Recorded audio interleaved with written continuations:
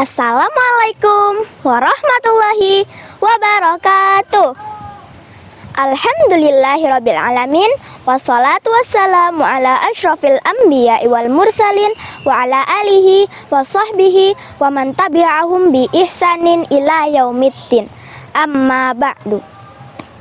Pertama-tama, marilah kita panjatkan puji syukur atas kehadirat Allah Subhanahu wa Ta'ala.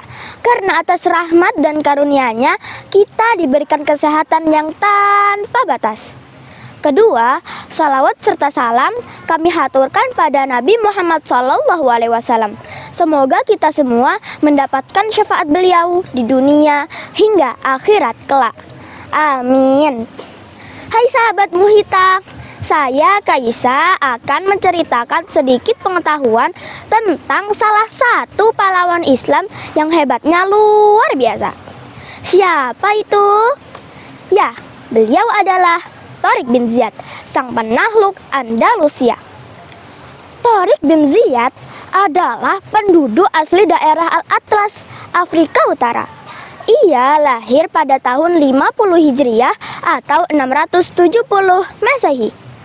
Tharik bin Ziyad dikenal sebagai seorang panglima besar Bani Umayyah yang ahli dalam menunggang kuda, bela diri, bahkan mahir dalam menggunakan senjata.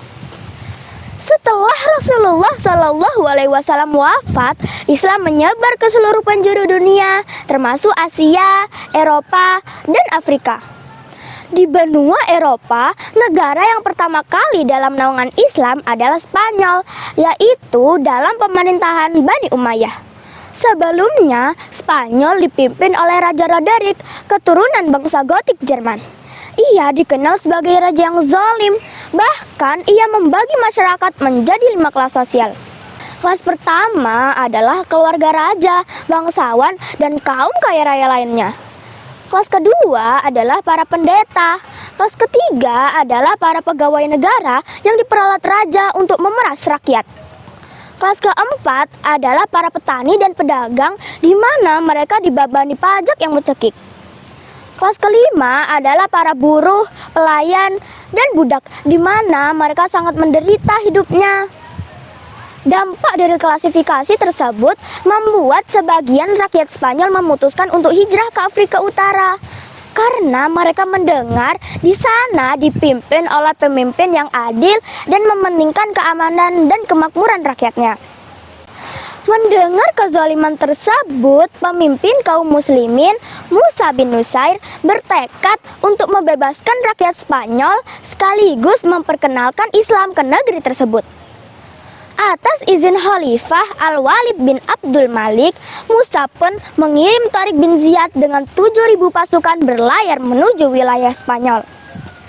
Nah, teman-teman, yang menarik di sini nih adalah di hadapan seluruh pasukannya, Tharik bin Ziyad memerintahkan untuk membakar seluruh armada kapal mereka. Kemudian Tharik bin Ziyad berpidato di depan seluruh pasukannya, di mana penggalan dari sebagian pidatonya mengatakan, "Kita datang ke sini bukan untuk kembali.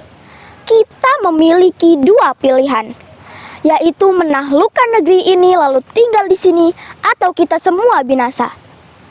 Wahai seluruh pasukan, kalau sudah datang ke sini, kemana lagi kita akan pergi? Di belakang kita ada laut, di depan kita ada musuh." Mendengar kabar pendaratan pasukan muslimin, Raja Roderick mempersiapkan 100.000 pasukan lengkap dengan persenjataan. Sedangkan Musa bin Nusair juga mengirimkan 5.000 pasukan sehingga jumlah pasukan Tharik bin Ziyad menjadi 12.000 orang. Pertempuran pun terjadi di sekitar sungai Guadalete yang dikenal sebagai Perang Shuzuna.